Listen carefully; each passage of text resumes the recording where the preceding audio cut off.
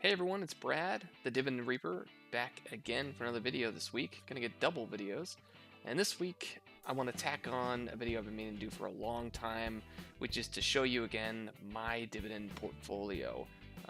And then I'll also be going through my holdings, taking a look at them, how they're doing, sizing them up, and giving myself a little bit of direction moving forward, see whether or not I feel overweight, underweight, or just wherever I feel with that particular holding. But what you're looking at currently is the dividend scythe, my current holdings that the portfolio has for my dividend growth portfolio. Pretty much everything on here issues dividends except for one horrible black mark, GNC Holdings.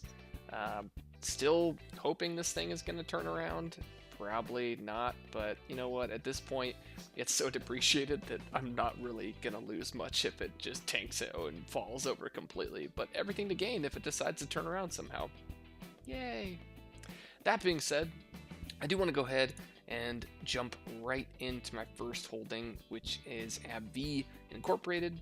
I've got 10 shares, and right now, this is a stock that, let me pull up here real quick. Booyah! There we go. I use a bunch of different screeners to look at mine, but the main website that I like to use their breakdowns of is I do like to use a TD Ameritrade portfolio help underneath, where TD Ameritrade, E-Trade, Scottrade, all of them typically have their own screeners, their own market watches that you can use, and I just prefer TDs. It's just very, very well organized and very tailored to what I like to look at. But this is AbbVie Incorporated. This is their current breakdown here. The stock has been doing very well for itself. Obviously, it had this huge bump when it was up, I think, at like $125.86 a share a little while there, and then a little bit of a hiccup, and it's been moving downward ever since. Still, it does have an EPS of 5.54, a PE ratio of 16.90, and an annual dividend of $3.84 per share for a current yield of 4.1%. So overall, pretty good. And with the PE ratio of only 16 times in a market that it has been hit as of late, but is starting to show a little bit of wavering where it might go up, it might go down. Not really that bad in terms of price and where it's sitting now. This might actually be a good one for me to add a little bit more into. Before I do that, we'll go ahead and jump right into the earnings that they have. If it'll load. Come on. There we go. All right, cool. So this is the earnings we've got right now moving forward. The next earning announcement will be the 2018 earning announcement, which will release on the April 26, 2018. At this point in time, obviously, you can see the numbers that they're expecting. I like to keep an eye on the fundamentals tab when I'm using TD because it really breaks down in a much more palatable way the income statements and such. Altogether, the income statement, balance sheet, and the cash flows, so the financial statements in general are just much easier to see on TD. That being said, obviously, there was a reason this stock was going up. Income-wise, it's up, and it really has not wavered ever since. Obviously, in EPS, annually, past over the last 5 years, you've got an EPS growth of 10.62% and a revenue growth of 8.95%. I don't see any sell signs on this stock. I keep up in the news all the time about what AbbVie has to share, and I feel like the sentiment that it's received right now is crap. I do. I really think that it's crap. I don't think there's any reason for me to sell this stock right now. I think that there's nowhere else for it to go but up. I think that honestly, a lot of what it's been seeing is really just this, just a small hiccup with the market correction that had occurred. That being the case, I'll go ahead and close right back out and go back to the dividend scythe. Next holding that we want to look at right here is going to Consolidated Edison. I've got 40 shares currently of Consolidated Edison. Let me type it in here. ED. Perfect. And currently trading for $76.31 a share, an EPS of $21.95. Or 21.95, and a PE ratio of 3.53 times. Annual dividend $2.86, which equates to a 3.69% yield annually. Realistically, Con Ed is just like the other of these utilities. Utilities, when you are looking specifically going into a potential bear market, or going into not even a bear market, but just when interest rates rise, they can see this. I would say they see the prices drop way faster than any other sector, because of the fact that utilities are just so tied kind of inversely to interest rates. When interest rates go up, utilities just kind of get dive bombed, and I'll do a video on that at another time to explain why that happens if you don't know why it happens, but I'll do a quick touch up video on that later on if you don't know why. That being said, I'll jump right over to the fundamentals. Actually, whoops, skip the earnings. The earnings right now, the unconfirmed date for the earnings right now is May 3rd, 2018. So far, so good, but obviously, I mean, it's a utility. These things are just workhorses. Utilities are like your grandpa in World War II. They just work. They have this crazy work ethic, and they just don't want to stop making money.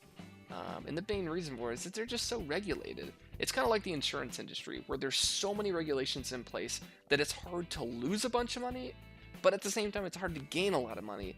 But that being said, because it's a utility, because it's a necessity, it's typically something that always has a demand that slowly goes up as populations go up. So it's just something that, it's a cash cow. It knows how to make money.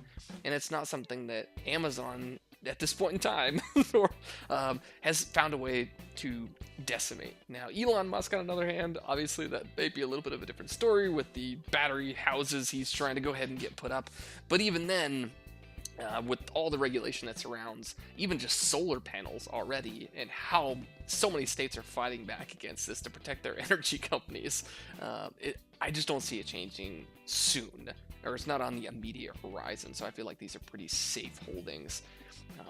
That being said, you are looking at a stock right now that is down off its high, but I guess that's not really out of the norm right now, because we've had that small market correction that's happened.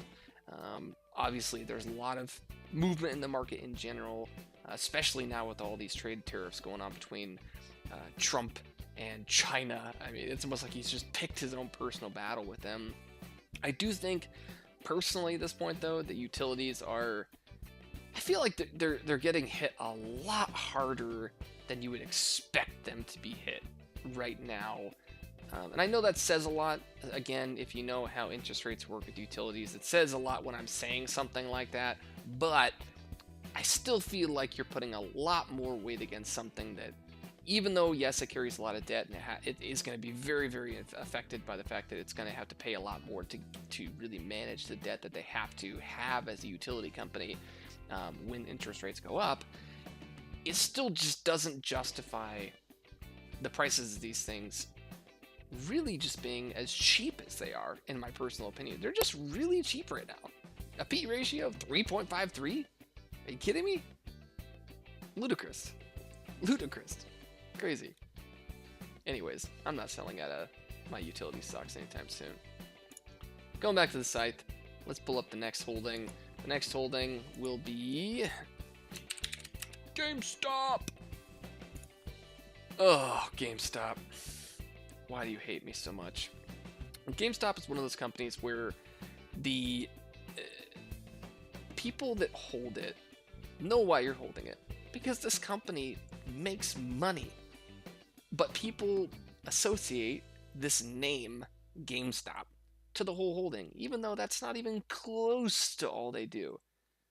They have tons of other avenues of income that make tons of money, and they're already shifting their entire business really to mold around collectibles, which is where the market is moving for games, because you can download games now. So you have to, they've recognized that, and they're moving into this new shift, into this new era, where if they are really ahead of the market with the collectibles market, which is where all this money is going to, because gamers love to collect stuff.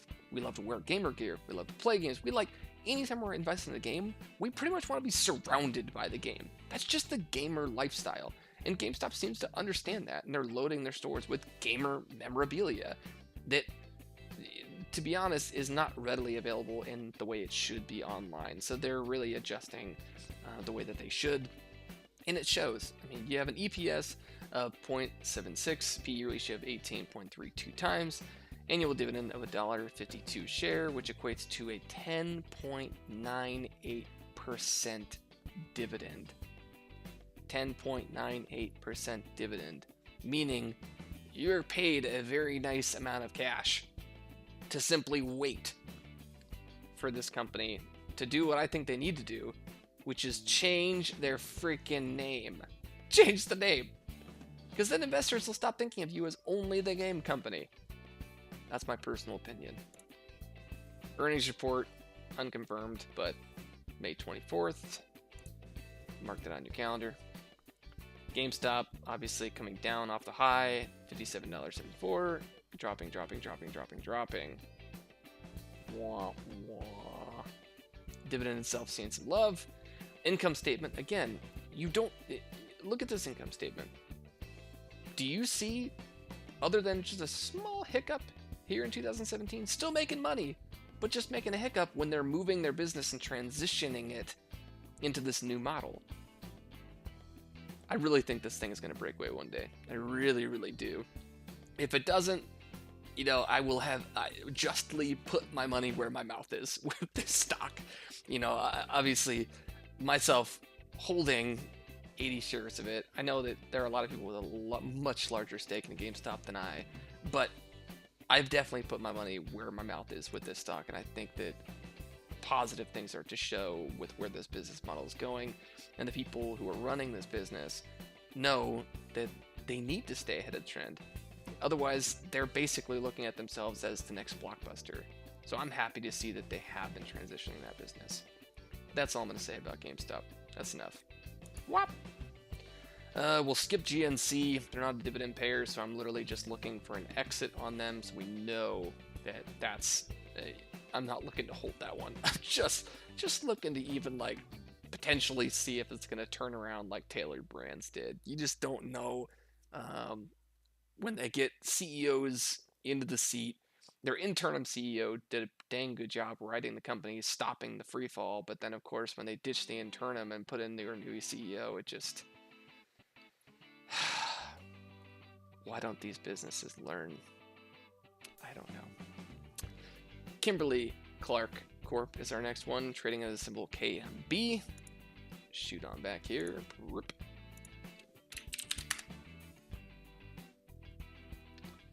Kimberly-Clark. Currently trading at 105.81. An EPS of 6.19. A PE ratio of 17.42 times. Annual dividend of $4 for a 3.71% yield. Overall, looking pretty good as far as metrics are concerned, but yet it's on discount. I mean, it's right at that 52-week low. Consumer Essentials being hit hard. No kidding. Earnings released April 23rd. Confirmed April 23rd. Market calendar. Looking here, I mean, you have your high of 138.87.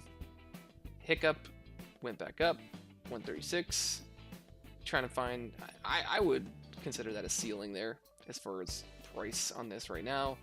When it came down, that's when old Papa Bear here decided to load in, a little up, then a little down. And now we sit down here at this current price floor, but it's finding some support.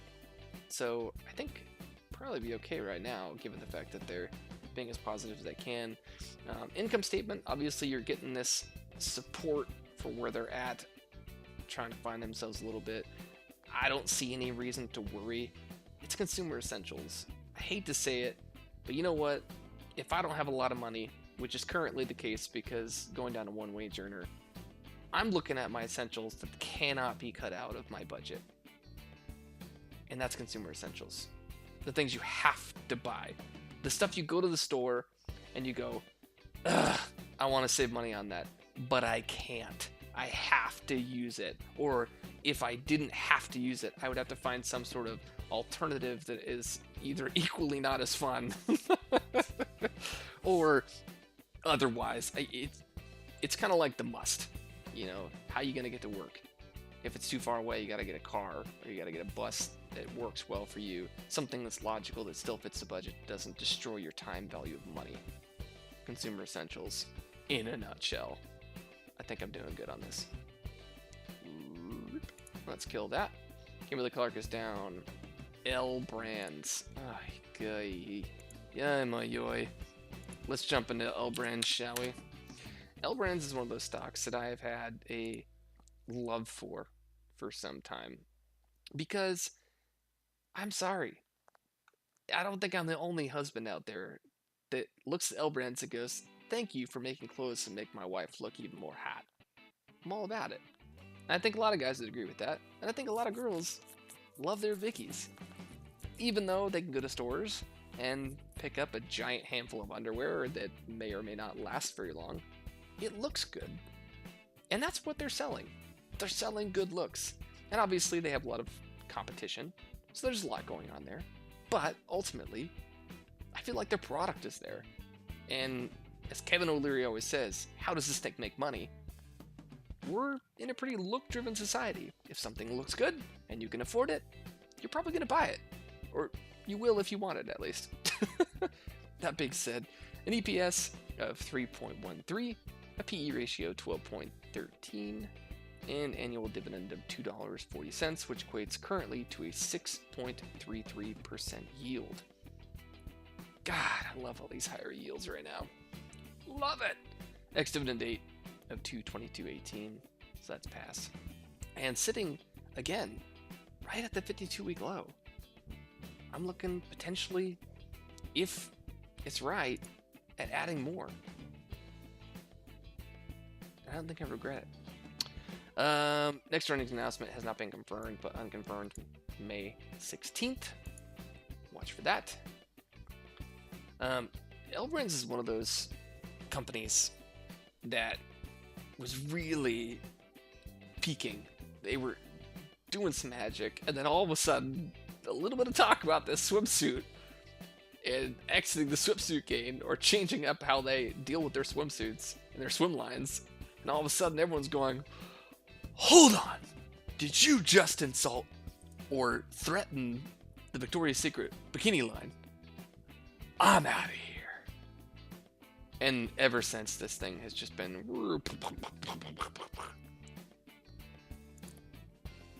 and just crashing. But look at income statement. They're still making money, yet people are selling like it's hotcakes. Why? The company knows how to make money. The customers love the products. Whenever I've been in the malls, they're always packed. I've never been in there with my wife and seen less than a handful of customers.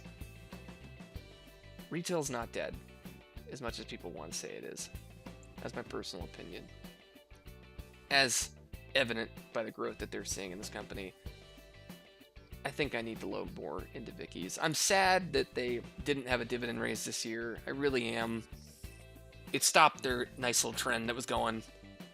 But I don't think that it's a warning sign in this case. Normally, I would say it's a warning sign. Don't get me wrong. When a company stops raising their dividend, even if they don't cut it, but even if they just stop raising it, that makes me nervous, because usually that's a sign like, we might need that capital. We got to stop raising this. That's a little red flag. But in this case, I don't see in the numbers where the red flag was justified to put up. I do see, obviously, how their current yield, they may look at cutting it a little bit, but even then, I mean, you could still take a bit off the top, and I probably wouldn't mind with the yield of 6.33%. That's a good amount of money for me to sit around and wait. I think Vickies is worth my time. I don't think I'm exiting. I'm going to keep it. You can stay. Next! Northwestern Corp, that's one of my newer holdings, so I feel comfortable where it's at. It's another utility. there's not really much to see. I know exactly what's going on in the utility market. Most of these utilities are all sitting in the same situation right now. They're depressed on their prices because of these interest rates going up. Anytime there's interest rates that go up, these utilities start dive bombing and crashing because people go, oh my gosh, bonds are going to get the love. Utilities aren't going to get the love. They're not going to be able to equally be able to afford their bonds that they're going to have to buy and the interest that they're going to have on their loans. The sky is falling. Get out of here. Naysayers. It's going to take a lot to uproot some of these utilities. Think of how much money and infrastructure is there for these utilities. Think of train tracks. It's the same thing. It takes a lot to uproot these huge, large infrastructures that have been built over a long period of time, almost like public works. You know, when you create a giant, huge park with intricate stone, you can close down the park, but the stone's still there. I just feel like it withstands the test of time. It's something that I can kind of laze about with, which is nice when you have to keep your eye on the entirety of the market, where you can kind of lazily go about some of your stocks. So I'll jump right into Procter & Gamble instead. Procter & Gamble, I have a feeling, is going to be basically in the same exact boat as Kimberly-Clark, but we're going to look them up anyway. PG. Hey, liking this royalty-free music? Is it doing anything for you? Procter & Gamble. There you go. Last trade, 77.79. Current EPS, 3.93. PE ratio of 19.90 times. Annual dividend, $2.87 for a yield of 3.67%. And an ex-dividend date of 4/19/18. Currently sitting at the low. Well, pretty much near their 52-week low. Earnings release set for April 20th. Boop. Oh, sorry about that. Kind of a flat line here. I hate to say it. Kind of flat. But at the same time, if you buy the dips on consumer essentials, it's just, they're consumer essentials. It's the trusty workhorse. It's the stuff you just can't go without. It's hard not to justify holding pieces of these companies. It's so hard. Even when the income is slightly slowing down and they can't seem to find where they can find additional revenue because you can only pack so many consumer essentials into the market. It's sad, but it'll still make money. It's just about finding where their price ceiling is and where their supports are when it drops. And I hate to say it, but I mean, this will show you real clear where your ceiling is when it's just, I mean, you can almost take a piece of paper and line it right there, and it's just this firm ceiling that it just doesn't want to go over. So with that in mind, you look at this floor here, and you start to figure out, that might be where I want to go ahead and put more money in and load this thing and wait until it bounces back up again. That's my personal thought on it anyway. I'm not selling this stock. Procter & Gamble. Again, I'm going to skip utilities. It's the same thing. Again, I'm not going to waste everybody's time. Southern Company, Sempra Energy. You know where you're at. Telecom, AT&T. Oh, God. AT&T cannot get out of the news right now. They can't get out of the news. It's that company that every morning I wake up and I get my reminders of companies that have had any articles written about them all over the internet, and it just blows up. I mean, my feed is just chocked full. It's crazy. I feel like of the market, of the companies that are talked about most, other than the FANG stocks, AT&T just cannot stop being talked about. For good reason, obviously, but still. That being said, EPS 1.49, PE ratio of 23.72 times, annual dividend of $2, which equates to 5.67% yield, and currently hovering a little bit off of its 52-week range, because the 52-week range on this one, it's really not that big of a difference in the eyes of Wall Street, at least. $32 to $40, that's not a huge range. But if they have a gain when the price is that reasonable, you can see huge gains with an investment in it because it doesn't take as much to move the needle. You know, that's how I like to view these stocks. Pretty much any time a stock is in the $30 to $40 range, that's when I start looking at it going, man, if this thing even just has a little bit of good news, you could see a pretty huge percentage increase. I mean, on the backside, you could see a pretty huge decrease too overnight, when the prices in this range. But, it's like, it's not a penny stock by any means. It's not in the $5 and under. But it is one of those things where when you start having enough in your portfolio, it starts to feel kind of like the penny stock of your portfolio when you have these $30 to $40 range stocks, when you have a couple that are a lot more expensive or 3 or 4 times more expensive. Um, that being said, there's a lot that's riding on them right now. Deals. I could do a whole other video on what is going on with AT&T right now. But I think right now the biggest thing everyone's waiting for is this earnings release, April 25th, and the talks of course, the Time Warner. The Time Warner. I'm not even going to say the whole name of the company. It's just the Time Warner, and everyone knows why. Price ceiling right now, $43.89. Seems to really kind of hover ceiling wise around this 43, or it just has a really hard time breaking above it in the last couple of years. With that being said, though, they do know how to make money consistently more, a little bit more flat between 2016 and 2017, but ultimately they know how to make money.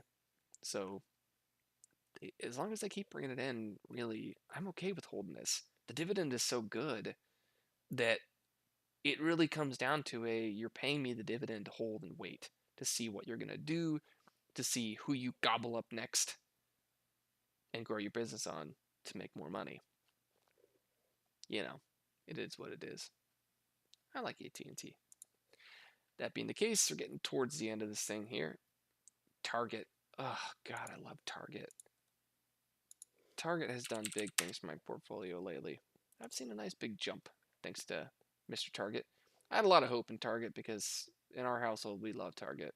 And when they came out and they said they were going to be even more competitive with Walmart, I was jumping for joy because I knew this stock was going to take off. And that's exactly what it did. Stock itself currently, EPS 4.62, a PE ratio 15.78, which I think is undervalued for Target. I really, really do. Really do. Annual dividend of $2.48, which equates to 3.41% yield, and an ex-dividend date of May 15th, 2018. Hard to buy in right now because you are still sitting a lot more towards that high range of its 52-week. But if it's still undervalued, is it really near its ceiling? I guess you have to answer that yourself. Earnings release in May 23rd. Confirmed May 23rd.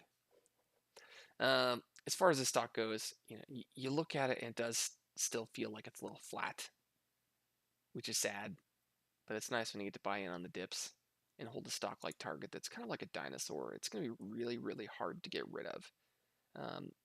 Because as much as Amazon offers competitive nature, we will mail this to you and it will be there sooner than you can be upset that it's not there. That's kind of their model. 2-day shipping. It's not too long, but it's also not extremely short. It's a real consumer pleaser. I'm an Amazon user. I love Amazon. I'm not crapping on the stock.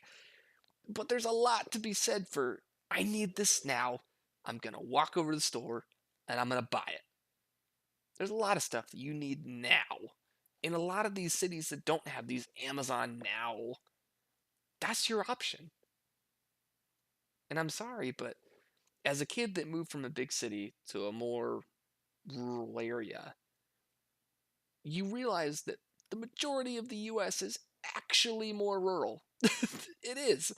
So you can't really make all these. Well, not I can't say you can't, but you have to invest a lot of money to get that kind of storefront that Target and Walmart already have. So it's hard. It'll be really, really, really, really, really, really, really tough for them to overtake them completely.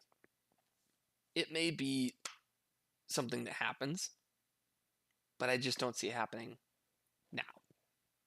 So I'm cool with holding them. I think they're good at making money. I think they are becoming extremely competitive, doing exactly everything that they said they were going to do. So, Target, you can stay. Oh, Verizon. Verizon. Verizon's our next one we're going to look at here. Boop. Verizon, $47.73 a share currently. EPS 3.25. PE ratio of 14.63. A little low. So, probably just about right in terms of price. Kind of just hovering in that 52-week mid-range. And an annual dividend of $2.36, which is right underneath 5% yield. So not bad. Earnings release April 24th. Fundamentals really flat. Telecom industry in general seems really flat. They're trying to figure out what are we going to do to make more money. It's like this battle over new customers and poaching customers from other telecoms. It's just kind of like that's the model right now in telecom. How can I poach a customer? Because once you get a customer poached, it's kind of a pain in the ass to move from one carrier to the other. So once you get them, it's a lot easier to keep them, especially if you're something like Verizon where you have that really, really good network. And there's a lot to be said for that for anyone that's ever gone somewhere that typically doesn't have reception. Or if you travel. If you drive to the US, holy cow, Verizon is where it's at. Because you don't really have any dead spots. You have maybe a little itty bitty bit of dead zones. But that's it. Whereas if you travel with someone that's got another telephone carrier, it can be really spotty. I know here in Nebraska, it's really tough for some people. Really, really, really tough with certain carriers. They can't go certain places. There are certain neighborhoods they can't even go into. So it's really nice to have something like Verizon where you don't have to worry about that. And I know that's becoming less of an issue with a lot of the Wi-Fi spots and stuff that they've set up, and people are getting very, very used to Wi-Fi and using it. But you just can't. Convenience. It's convenience. And that's where Verizon really has it. So Verizon's still a good holding. I'm going to hold on to that. Wells Fargo earnings is tomorrow. I know it's tomorrow. Let's see here. Wells Fargo. WFC.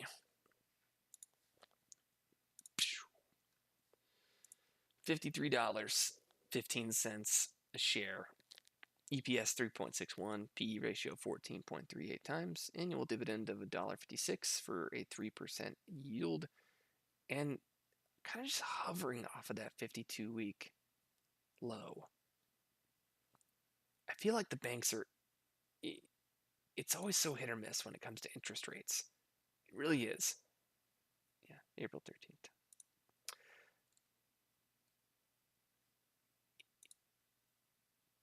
It's just,